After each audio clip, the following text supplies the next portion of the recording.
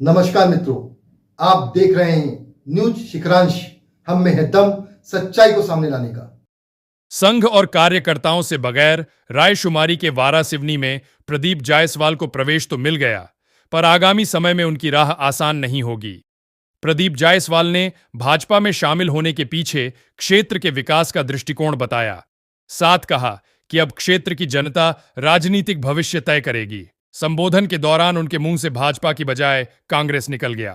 उन्हें जैसे ही यह बात समझ में आई कि वह गलत बोल गए हैं, तो सिर पकड़ लिया और अपनी गलती सुधारते हुए कहा कि 25 साल कांग्रेस में रहा हूं, जिसके चलते जुबान पर कांग्रेस का नाम आ गया। 25 साल हो गए, ये होता है।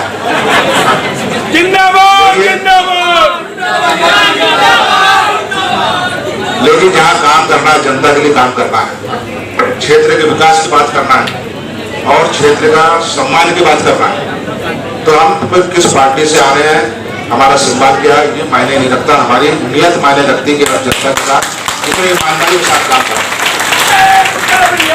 जनता ही तय करती सब कुछ।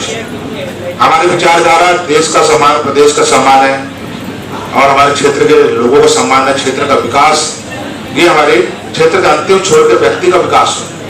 सरकार हमारे नेता की विचारधारा, क्षेत्र के काम, नेता का काम अंतिम छोड़ के व्यक्ति तक पहुंचे। अलग अलग परिस्थितियों में मैं कांग्रेस से 3 बार चुनाव लड़ा, संगठन में बहुत मेहनत की मैंने, लेकिन कुछ गड़बड़ हो जाता है। अब गड़बड़ होता है, सब मालूम है क्या होता है। कुछ बड़े नेताओं की वो रहती है, बहुत सारी समस्याएं रहती है और हमको इनाम कुछ अलग मिलता है। मुझे निर्दलीय चुनाव लड़ा, मैं एक निर्दलीय विधायक के तौर पर काम करने का अवसर मिला और आज सौभाग्य मिला कि मुझे आज दुनिया की सबसे बड़ी पार्टी, जिसके हमारे मुखिया सम्माननीय नरेंद्र मोदी जी और यहाँ पर प्रदेश की बात करें तो माननीय शिवराज चौहान, ऐसे व्यक्तित्व के साथ काम करने का अवसर मिला। आज मैं आगामी समय में चुनावी भारतीय जनता पार्टी सौभाग्य की बात है, ये एक अवसर ऊपर वाले ने इधर भी मुझे दिया है। तो मेरा सारा अनुभव है और परिवार बहुत बड़ा हो गया है। जैसे शिवराज चौहान जी हमेशा कहते हैं कि मेरा ये पूरा प्रदेश मेरा परिवार है, मैं राजनीति नहीं करता, मैं परिवार चलाता हूँ। मैं अपने क्षेत्र में क्या बोलता हूँ, मैं अपने क्षेत्र में बोलता हूँ कि मैं मेरे क्षेत्र की जनता के साथ मेरा पारिवारिक संबंध है, राजनीतिक संबंध नहीं है। मैं किस पार्टी से आऊँगा, किस समाज से आऊँगा, मेरी जनता नहीं देखती। आज भी लगभग 5 से 10 हजार लोग वाराणसी से लेकर घबराता है, पहले में यहाँ भी आ गए। उनको कोई मतलब नहीं है क्या सरकार है क्या पार्टी। ये हमारा पारिवारिक संबंध है जो दोनों से ताली बजती है। अगर हम परिवार चला रहे हैं तो परिवार वाले भी नेता की जब समस्या आती है तो परिवार एक साथ आ जाता है। तो मैं शिवराज चौहान जी की इस बात से बहुत प्रभावित हुआ और 3.5 साल में उन्होंने मेरे क्षेत्र की जनता के समर्थन के बदले जो सहयोग दिया है, वो सहयोग मेरे क्षेत्र की जनता का मान सम्मान उन्होंने जो किया है, वो आज तक 25 साल में नहीं हुआ था। मान सम्मान का काम वो काम साबित होता है। वारासिवनी के भाजपा कार्यकर्ता और जमीनी नेताओं में प्रदीप जायसवाल की सीधी एंट्री को लेकर बेहद नाराजगी है।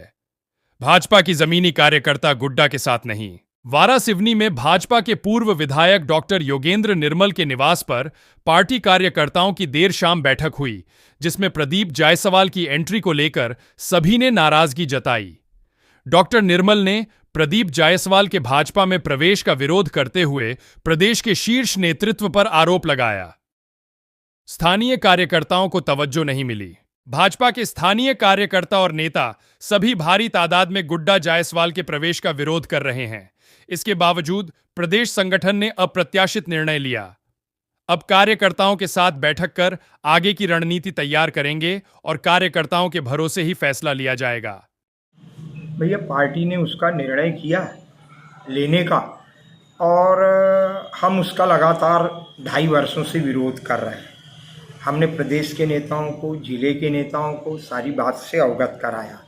अब इसके बावजूद भी अगर पार्टी ने उसको लिया है तो हमारा भारी विरोध है इस बात को लेकर के कि जिस व्यक्ति ने सारी जिंदगी जब से वो राजनीति में आया भाजपा को कोसा, संघ को कोसा और आज वो भारतीय जनता पार्टी का मुखांड बना दिया गया, ये अफसोस का विषय है। और इस बात का मैं ही नहीं, हमारा सारा कार्यकर्ता इस बात का विरोध कर रहा है जो फैसला भारतीय जनता पार्टी भोपाल ने की है।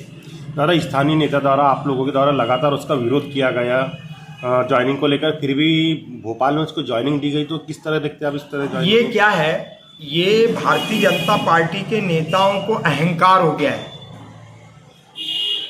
वो नीचे के कार्यकर्ता को न विश्वास में ले रही है, न उससे कोई चर्चा कर रही है। एक समय ऐसा था जब केडी देशमुख जी को भारतीय जनता पार्टी में शामिल करना था तो कुशाभाऊ ठाकरे यहाँ आए, उन्होंने हम लोगों से विचार विमर्श किया और हमने विरोध किया तो उनको 3 साल एंट्री नहीं मिली।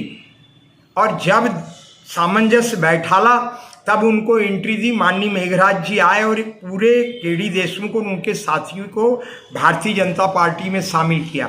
ये वो भारतीय जनता पार्टी थी। और आज जो भारतीय जनता पार्टी है, हमारे नेताओं को ये अहंकार हो गया है और पार्टी में हमको ऐसा लगने लगा है प्रजातंत्र नहीं है।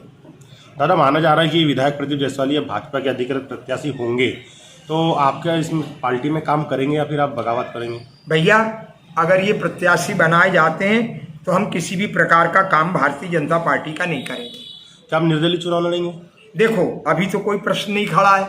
कार्यकर्ता आएगा, हमारा कार्यकर्ता बैठेगा और जो हमारा कार्यकर्ता निर्णय लेगा उसको हम फॉलो करेंगे। दादा, चर्चा है कि माननीय जो पूर्व मुख्यमंत्री कमलनाथ जी, उनसे भी आपको कोई चर्चा चल रही है? नहीं, ये गलत विषय है। अभी मेरी उनसे कोई बात नहीं हुई, ना उनका कोई फोन आया, ना उनसे कोई चर्चा है, ना मेरी कांग्रेस के जिले के नेताओं से किसी प्रकार की चर्चा है। दादा, कितना नुकसान उठाना पड़ सकता है स्थानीय भाजपा पार्टी को यहाँ पर?